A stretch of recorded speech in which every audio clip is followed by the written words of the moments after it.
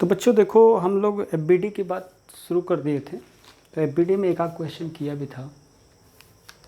उसी एफबीडी पे बेस्ड अगर आपको क्वेश्चन बोला जाए कि चलो एफबीडी बनाओ, जैसे मान लो मैं आपको ये क्वेश्चन दे दूं कि ये एक रॉड है, ध्यान समझिएगा।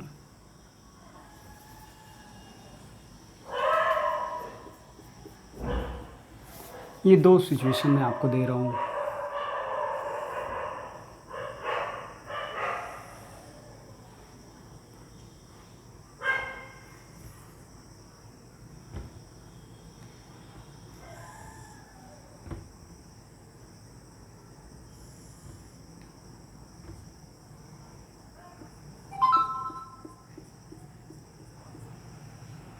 ये एक रॉड है, ये एक रॉड है। इस रॉड का दोनों ही सिचुएशन में मुझे एफबीडी बनाना है, ठीक है ना। इधर वॉल है, इस दोनों ही सिचुएशन में मुझे रॉड का एफबीडी बनाना है। FBD of rod.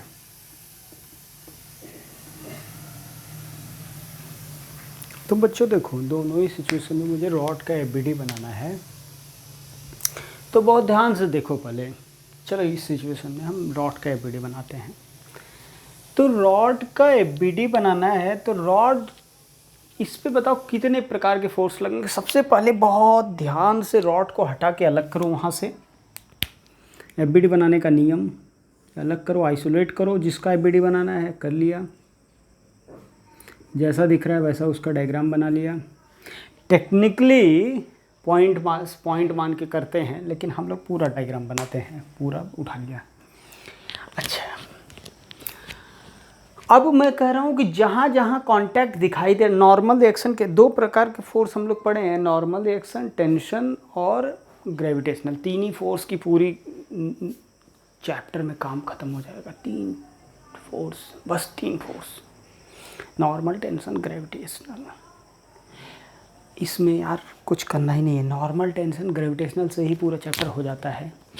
ग्रेविटेशनल आँख बंद करके मैं बोल रहा हूँ कि कभी भी कोई मास दिखाई दे जाए नीचे की तरफ, वर्टिकली डाउनवर्ड, ग्रेविटेशनल फोर्स, उसमें कुछ सोचने की ज़रूरत नहीं है।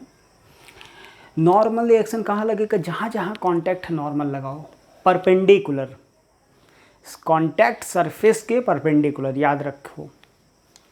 अच्छा, और कांटेक्ट सरफेस के परपेंडिकुलर रहेगा, पहली बात हो गई। दूसरी बात, नॉर्मल स्ट्रिंग फोर्स, तो स्ट्रिंग रस्सी होगा तभी, यहाँ तो है ही नहीं है कहीं रस्सी, तो उसकी चर्चा करने की ज़रूरत नहीं। चलो अब इस पे आते, फोकस करो। ये पॉइंट ऑफ कांटेक्ट पे ही नॉर्मल लगेगा, बहुत बढ़िया। अब कुछ बच्चे कैसा सोच रहे होंगे, मतलब मैं बताऊं तो एक बच्चा सोचा ऐसे कि सर ये नॉर्मल बनेगा, इधर से नॉर्मल सर ऐसे बन जाएगा। तो बताओ कौन सा सही है, पहले डायग्राम बताओ कौन सा सही है। ये वाला सही है कि नहीं है? सोचो दिमाग लगा के। अब पॉज करना, सोचना। तो मैं बता रहा हूँ ये गलत है, ये सही नहीं है। क्यों सही नहीं है? तो उसने तो कहा कि सर परपेंडिकुलर तो मैं बनाया हूँ। नहीं, सरफेस ये थोड़ा ना है, रॉड सरफेस है क्या? रॉड का तो एक पॉइंट बस कांटेक्ट में है, रॉड का तो बस एक पॉइंट कांटेक्ट में, उसका सरफेस थोड़ा ना कांटेक्ट में है। तो रॉड का अगर पॉइंट कांटेक्ट में है, किसका सरफेस कांटेक्ट में है? वॉल का। तो वहाँ से डिसाइड होगा दीवार के परपेंडिकुलर। तो दीवार के परपेंडिकुलर ये लगा, इसको N1 बोल दें। ये ग्राउंड से लगा क्योंकि ग्राउंड के परपेंडिकुलर, ये करेक्ट है। अब बार बार इसको लिखना हो, लिखने का तरीका ये भी होता है, N1 N2 मैं लिख दे रहा हूँ, ठीक है ना नाम। ये किसके था? Normal action on rod due to wall, rod due to ground. किसका एफबीडी चलो बनाओ, सोचना इस बार सही सही। इस पे एक तो समझ में आ रहा है ग्राउंड से सही बनेगा, वॉल से कैसा लगेगा। इस बार बताओ किसका कांटेक्ट पॉइंट है, किसका सरफेस है। दीवार का तो पॉइंट है, सरफेस रॉड का है इस बार, तो इस बार रॉड का सरफेस है, तो ठीक है, रॉड के परपेंडिकुलर। दोनों में अंतर समझना आप लोग ध्यान से, सरफेस जहाँ दिखाई दे जाए सरफेस के परपेंडिकुलर रखते हैं, ठीक है।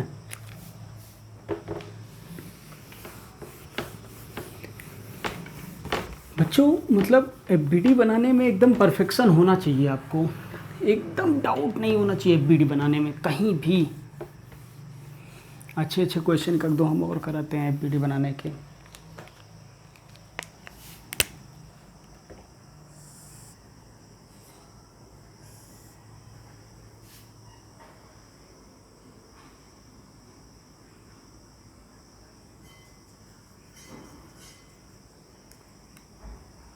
ये स्फीयर है, ये सेंटर से एक रस्सी बंधा है जिसको एक इंसान लेके जा रहा है, अपनी तरफ खींच रहा है, ठीक है ना। स्फीयर है, आपको इस स्फीयर का मास m है, इस स्फीयर का आपको एफबीडी बनाना है। सोचो, तो बच्चों ऊपर पुल करने की कोशिश कर रहा था एफबीडी, सोचो स्फीयर का कैसे बनेगा। कोई भी इंसान सोचेगा सबसे पहले ये बताएगा कि सर एक पॉइंट यहाँ पे कांटेक्ट में है, एक पॉइंट यहाँ पे कांटेक्ट में है और एक स्ट्रिंग है, तीन प्रकार के स्फीयर पे फोर्स लगेंगे। तो एक स्फीयर पे फोर्स लगा, अरे यार रॉड वाले में पिछले टर्म पे एक चीज़ में भूल गया था बताना, ग्रेविटेशनल फोर्स। मतलब जो रॉड का बनाया था आपने उसमें एक ग्रेविटेशनल फोर्स mg बना लेना दोनों में ही, ठीक है। तो बिना सोचे क्या, पहले आराम से, इसीलिए कहता हूँ बहुत ध्यान से सुनो, पहले समझो। एक तो ग्रेविटेशनल फोर्स बना लिया, पहला लग गया, स्ट्रिंग के द्वारा ऐसे लगता है, ये किस पे लगेगा टेंशन, ये मैन पर, ये स्फीयर पर, तो स्फीयर पे टेंशन ऐसे लगा। अच्छा यहाँ पे सरफेस देखो स्फीयर का है, स्फीयर के सरफेस के परपेंडिकुलर, आपको पता होगा नॉर्म स्फीयर पे कोई भी परपेंडिकुलर जो होता है वो हमेशा सेंटर से पास होता है, परपेंडिकुलर लाइन। तो स्फीयर से बनता हुआ नॉर्मल एक्शन ऐसे बना लिया, ऐसे बनाओगे क्योंकि परपेंडिकुलर ऐसे बनाओगे ना, ये कांटेक्ट है तो ये सेंटर से पास होगा, क्योंकि नॉर्मल एक्शन हमेशा सेंटर से पास होता है, नॉर्मल लाइन। नीचे तो ग्राउंड है,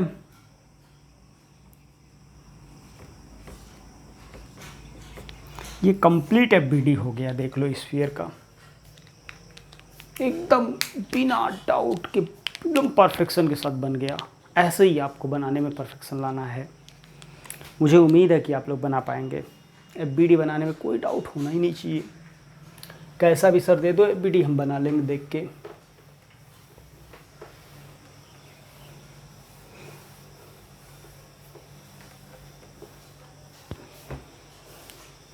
एफबीडी बनाने में किसी को कोई कष्ट नहीं होना चाहिए।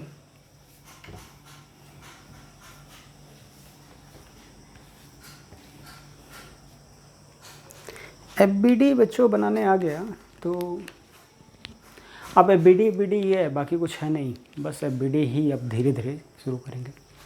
हम लोग एक क्लासिफिकेशन फोर्स का और पढ़ते हैं, पढ़े भी हैं, एक और types of force on the basis of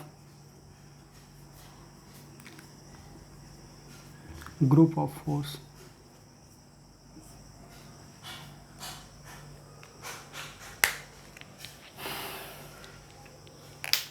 एक ग्रुप फोर्सेस का एक ग्रुप हो, उसके बेसिस पे क्या क्या नाम दिया जाता है, तो उसके बेसिस पे बहुत सारे फोर्सेस लग रहे हैं, उसके बेसिस पे बोला जाए तो बैलेंस्ड फोर्स, दूसरा होता है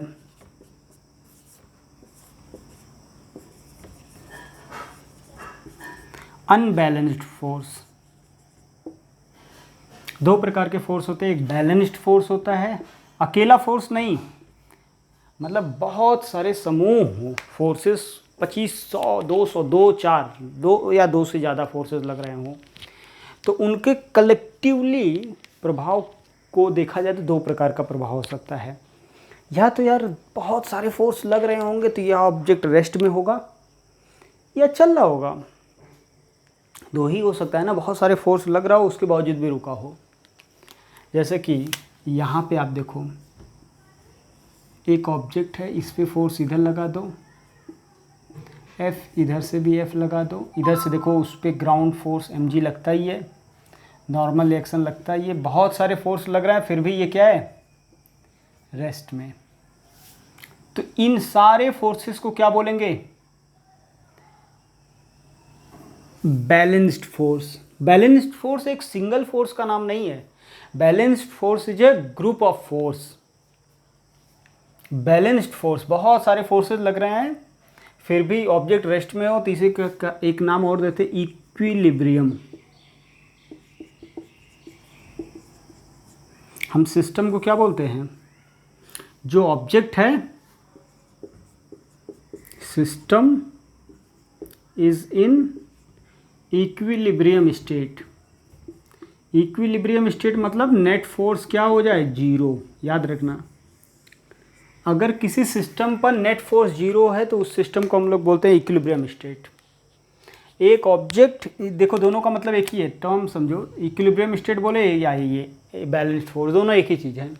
अगर किसी को मैं बोलूँ एक object, an object is in the state of equilibrium, तो आपके दिमाग में बिना सोचे, बिना कुछ सोचे आपके दिमाग में आ जाना चाहिए इक्विलिब्रियम का मतलब होता है सर नेट फोर्स 0, बस कोई मतलब नहीं है। इक्विलिब्रियम का मतलब नेट फोर्स 0, ठीक है। अब अनबैलेंस्ड फोर्स ये होता है, जैसे मान लो इधर से मैंने फोर्स लगाया F, इधर से 2F लगा दिया, तो ये देखो अनबैलेंस्ड हो गया, मतलब नेट फोर्स 0 ना हो, उसे अनबैलेंस्ड बोलते हैं। तो 2 प्रकार के ग्रुप में फोर्सेस लगेंगे तो 2 प्रकार के फोर्स बोले जाएंगे, एक बैलेंस्ड और एक अनबैलेंस्ड। बैलेंस्ड के केस में सिस्टम क्या होगा, इक्विलिब्रियम स्टेट में बोला जाएगा। इक्विलिब्रियम स्टेट मतलब बैलेंस्ड फोर्स, एक ही चीज़ है दोनों का मतलब, ठीक है ना। बैलेंस्ड फोर्स और अनबैलेंस्ड फोर्स 2 प्रकार के फोर्स होते हैं।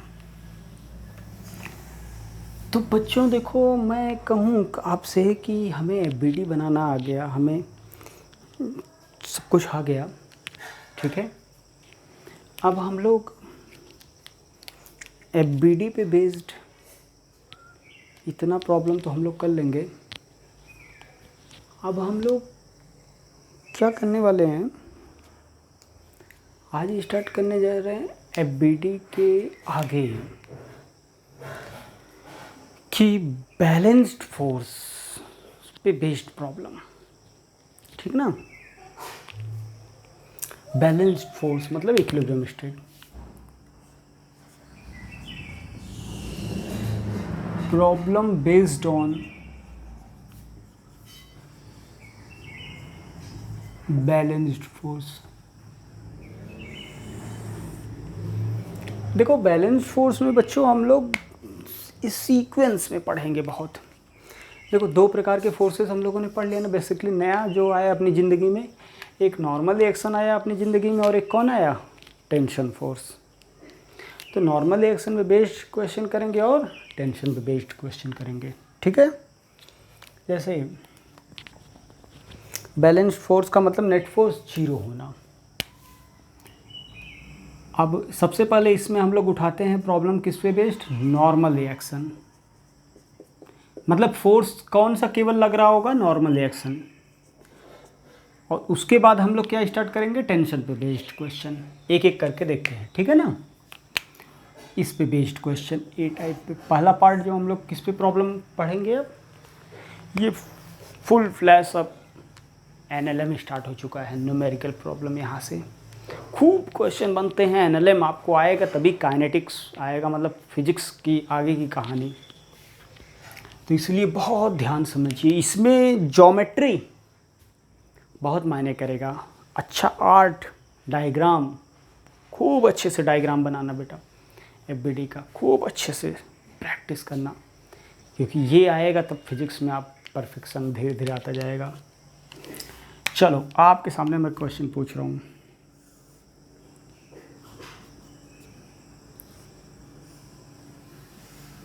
ये 5 kg का ऑब्जेक्ट रखा है।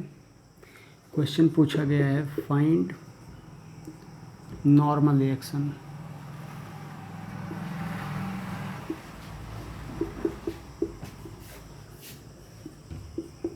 Between block and ground.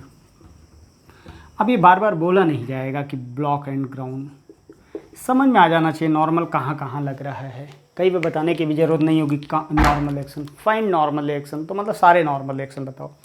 यहाँ पे कहाँ कहाँ नॉर्मल लगेगा, तो दिमाग दौड़ाए तो पता चला बस एक ही जगह लगेगा सर, लगेगा। ठीक है, तो एफबीडी पहले बनाते हैं। क्वेश्चन सॉल्व करने के लिए क्या बनाएंगे, एफबीडी।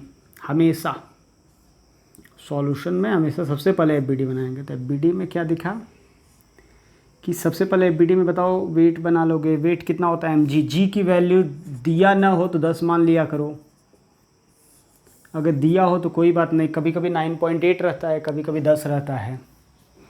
m5 50 न्यूटन हो गया नीचे ग्रेविटेशनल फोर्स, और ग्राउंड से लगेगा नॉर्मल रिएक्शन ऊपर n। अब बच्चों आपको बोला गया है कि सिस्टम देख के बताओ खुद, तो यहाँ पे बोला नहीं है system is in the state of equilibrium. क्या आपको दिखाई दे रहा है कि सिस्टम रेस्ट में है? हाँ बिल्कुल दिखाई दे रहा है सर, ग्राउंड पे रखा है तो रेस्ट में ही होगा। अगर आपको दिखाई दे रहा है, कभी बात बोला नहीं जाएगा, लेकिन आपको दिखाई दे रहा है कि सिस्टम इक्विलिब्रियम स्टेट में है, रेस्ट में होने का मतलब है नेट फोर्स 0 है यार। अगर रेस्ट में नहीं होता तब रेस्ट बात होता। तो यहाँ पे नेट फोर्स 0 होना चाहिए, तो जितना नीचे लग रहा है उतना ऊपर लगना चाहिए। तो n इस पर नेट फोर्स 0 करो, नेट फोर्स 0 करो तो इस पर नीचे की तरफ कितना लग रहा है 50, ऊपर की तरफ कितना लग रहा है n। तो n इक्वल टू कितना होना चाहिए 50 न्यूटन। आंसर हो गया। n कितना आएगा 50 न्यूटन। 50 न्यूटन होगा तभी तो आंसर आ पाएगा। ठीक है, ये क्वेश्चन सॉल्व हो गया।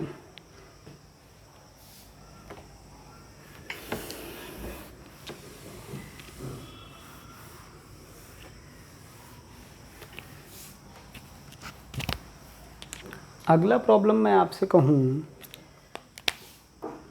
कि ये आपके लिए क्वेश्चन है।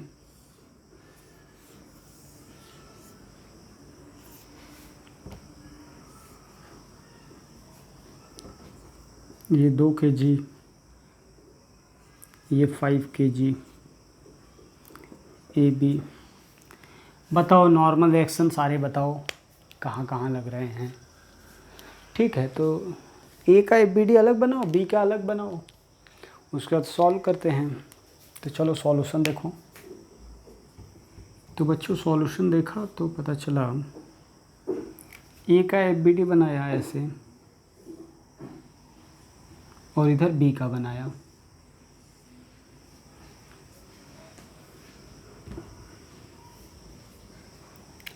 तो ए के एफबीडी में बच्चों से पता चला कि ए का सबसे पहले बहुत ध्यान से एकदम आराम से रिलैक्स होकर क्वेश्चन सॉल्व करते हैं, कोई टेंशन नहीं है। ए को ध्यान से देखो, देखा तो पता चला उसका वेट है सर 20 न्यूटन mg।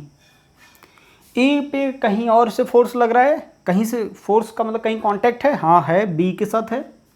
तो बी ऊपर की ए को दबाएगा, जिसका फोर्स बनाओ उस पर दबाते हुए उसी को, जिस पर नॉर्मल बनाओ उसी को दबाते हुए बनाओ, उसी को कॉम्प्रेस करते हुए। n1 नाम दे दो इसका। तो बी का एफबीडी बनाओ, तो बी पे कितनी जगह से नॉर्मल लेगा, तो नॉर्मल देखो इसी के बीच में नॉर्मल है, तो जितना ये इस पे ऊपर लगाएगा उतना ये भी इस पे नीचे लगाएगा। n1 तो n1, इसका वेट कितना 50, ग्राउंड से भी लगेगा n2। बन गया, सबको समझ में आया। यहाँ जहाँ कॉन्टैक्ट है जैसे दिख रहा है बच्चों, बी पे कितने पर कहाँ कहाँ कॉन्टैक्ट है, एक ऊपर एक नीचे, ऊपर वाला ऊपर से दबाएगा बी को और नीचे वाला ऊपर की तरफ दबाएगा, जिसका एफबीडी में नॉर्मल रिएक्शन के बारे में बस पूरा एफबीडी यार। दो फोर्स पढ़ने हैं, नॉर्मल रिएक्शन, ग्रेविटेशनल। ग्रेविटेशनल आँख बंद करके बना दिया करो, जिस भी ब्लॉक का एफबीडी बनाना हो उस पर ग्रेविटेशनल फोर्स वर्टिकली डाउनवर्ड, दिमाग ही नहीं लगाना है। और नॉर्मल रिएक्शन कैसे बनाना है तो बहुत आसान सा, कहाँ कहाँ कॉन्टैक्ट है ये देखो, जहाँ जहाँ कॉन्टैक्ट हो वहाँ वहाँ नॉर्मल लगेगा। और जिस ब्लॉक पर नॉर्मल बनाना हो, ध्यान समझो, जिसका एफबीडी बनाने जा रहे हो, जिस ब्लॉक पे नॉर्मल बनाने जा रहे हो उसी को कॉम्प्रेस करते हुए बनाओ। इसका नॉर्मल बनाना तो इसी को कॉम्प्रेस करते हुए, इसका नॉर्मल बनाना देखो इसी को कॉम्प्रेस करते हुए, बन गया सब कुछ। एफबीडी इसे कहते हैं। तो एफबीडी हो गया, पहला पार्ट एफबीडी बनाओ। कभी भी क्वेश्चन मिले सबसे पहले क्या बनाओ, एफबीडी। बिना एफबीडी का क्वेश्चन कभी नहीं सॉल्व होगा। हमेशा पहला स्टेप क्या होगा, एफबीडी बनाने का। दूसरा स्टेप, अब इक्वेशन लिखो, 20 = N1, दिख रहा है सबको, जितना नीचे उतना ऊपर भी लगना चाहिए। नीचे की तरफ देखो कितना है, 50 + N1, ऊपर भी उतना ही होना चाहिए, N2। तो N2 की वैल्यू कितना आ गया, 70। अब कई बच्चे कह रहे होंगे कि सर ये तो मैं थोड़ा सा स्मार्टनेस दिखाने की ज़रूरत थी कि सर देखा जाए तो मैं जब ग्राउंड के लिए देखूंगा तो ग्राउंड पे दबाने के लिए तो पूरा ही वेट लग जाएगा ना, पूरा मिलके कॉम्प्रेस कर रहा होगा ग्राउंड को।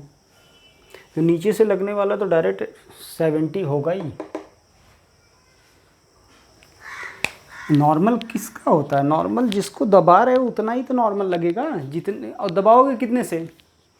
अब तुम वेइंग मशीन पे खड़े हो, वेइंग मशीन क्या मेज़र करता है, नॉर्मल रिएक्शन ही मेज़र करता है। तो जितने फोर्स से दबाओगे उतना ही नॉर्मल रिएक्शन आएगा, और जितना आपका वेट होगा उतने से दबा सकते हो। ठीक है, तो